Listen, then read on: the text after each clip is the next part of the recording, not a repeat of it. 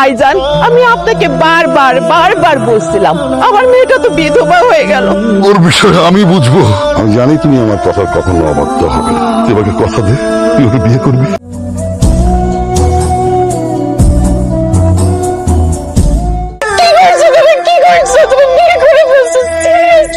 আমি আপনার কাছে কখনো ওয়াইফের মতো আবদার করবো না।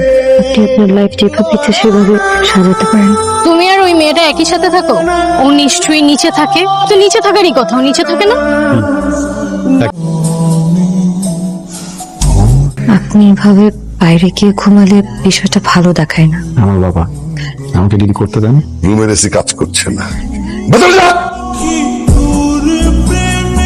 আমার মনে হয় আজকের রাতে আমাদের দুজনকে নিচে ঘুমাতে হবে।